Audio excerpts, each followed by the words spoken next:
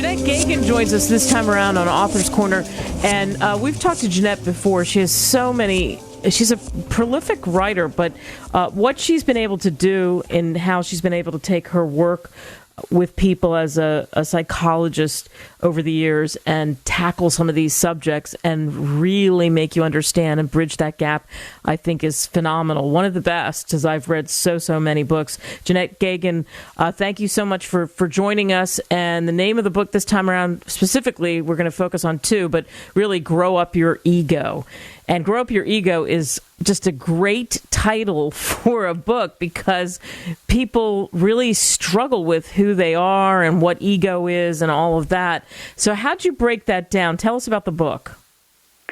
Well, when I was a child, there was a popular saying, children are to be seen and not heard.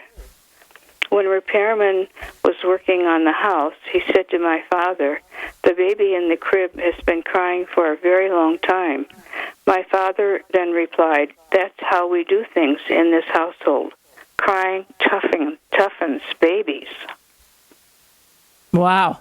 And is that a good thing? I mean, you think about what people grapple with when they're older, when they grow up that way, and a lot of people have grown up that way.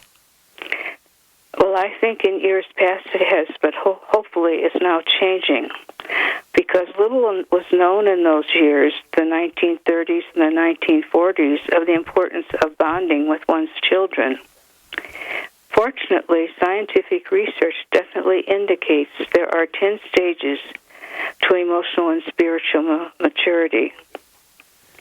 Yeah, let me stop you. One of the first stages is the parents and the children, right? And learning that bond. Exactly. Yeah, so that was that's why you brought that story up, because that's one of the things that's so important in that connection. And you probably have seen this over and over again as a psychologist, correct? Yes, related to this, I grew up in a German Catholic family, which is religious and not spiritual. Furthermore, their knowledge of human emotions was almost non-existent. Being and showing anger was not allowed. Yeah, wow. And so expressing yourself and in the book, and again, we're talking about Grow Up Your Ego, you talk about the stages of the ego, and then there's assignments, what to do. So what do you do? What are some of the things you suggest that people do? Well, to understand that there are these stages and really unite with them and work your way up one by one. All right, so work through the stages and just take them one at a time, tackle that. And it's never too late, is it? No. When I was in grade school and went to confession, I told the priest I have bad thoughts every day. When I was 4 years old, my mother was diagnosed with ovarian cancer and died when I was 8. Oh. And I remember standing at the grave as her casket was lowered into the ground and thinking, it's she that died, not me. So I wasn't letting myself feel anything about that. Right. And so that's tough. Is that part of the reason why you made the leap to psychologist? Did you know that you always wanted to do that? Yes. Mm-hmm.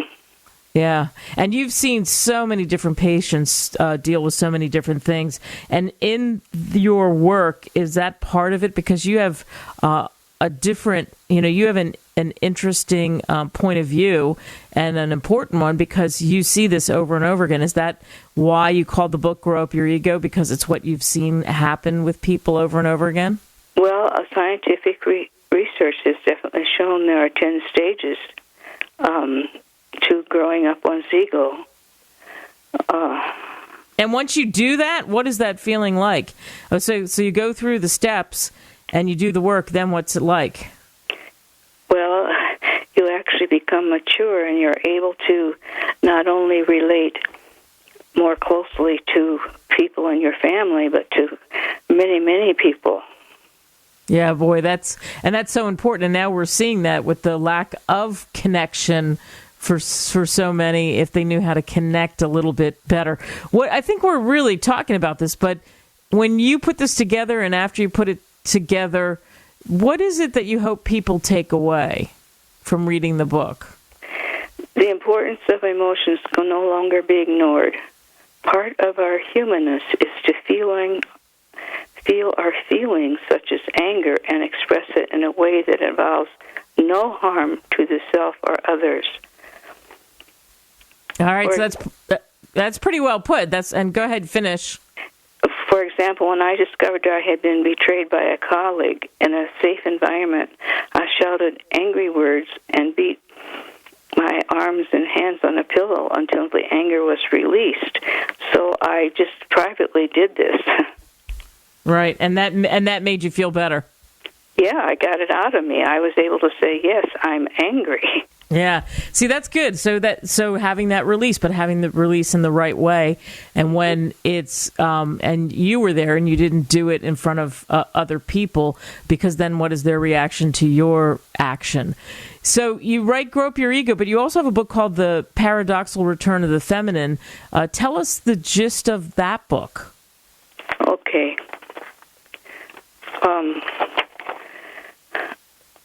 Women once enjoyed more status and power in ancient cultures than they generally do today. Inanna was a prominent female deity in ancient Mesopotamia around 3000 BC. A famous vase, she is said to represent a dual nature as a goddess of love and war with both masculine and feminine qualities. At our present time, she embodies traits of individuation and self-determination and strength within the patriarchal Sumerian pantheon, the subject of feminist theory and regarded by some as the mother of all humanity. Wow. So that talks about with raising awareness, too, the steps that you follow, how you can transform that using the power of feminine energy and concrete ways that not just women, by the way, that both men and women can cultivate that energy in your lives. Because you and I talked about that. And all of us have the feminine and the masculine in us, correct? Exactly. Yeah. And it's important. I think it's important to realize that, but I don't think a lot of people realize that. Do you? No, I don't think so. Why do you think that is? Because that's just not emphasized or talked about? Well, I think it's becoming more forefront now that women have power, and the kind of power they have really helps resolve peace in a way that hasn't been known before. So there should be more women leaders. What do you think? Well, don't you think that some are emerging now? Yes, and I think that you're seeing that. I think the reasoning and the certain abilities that we're missing that are there. It's so interesting, the books that you've written, because you with your PhD, etc. That's what you do. You're bridging the gap, and I said this, between a lot of different things. With our minds, but psychology and also spirituality, and that's a big undertaking. You knew this was your gift, right? Yes, I did. I knew it early on in my life, and I didn't know exactly how I would achieve it, but eventually, what's interesting is once I identified it, it seemed that doors began to open, that I could walk through that door and grasp and express what was very, very necessary and important at this time in our lives. Right, exactly. And you've done interviews, you've talked to people about this before, and especially, we go back to your first book, the Grow Up Your Ego, and how it gives you those 10 stages that, as you said, that we know those 10 stages, and the explanations, the scientific studies that validate the ego growth period, and then the way that readers can locate themselves along this path and then grow toward that fulfillment. And you've seen the success through some of your patients and what they've been able to do. How gratifying is that? Well, it's very gratifying. And of note is in the Grow Up Your Ego book, it gives exercises that one can, then really do what's necessary and manifest from one stage to another until you get to the 10th stage. Right. So make sure that you nail it, that you nail it down. Jeannette Gagan, it's never a bad day when I get to talk to you, for sure. And Grow Up Your Ego is just such a good book, and The Paradoxical Return of the Feminine as well. Important books, I think. And we appreciate your time. Yes, thank you very much.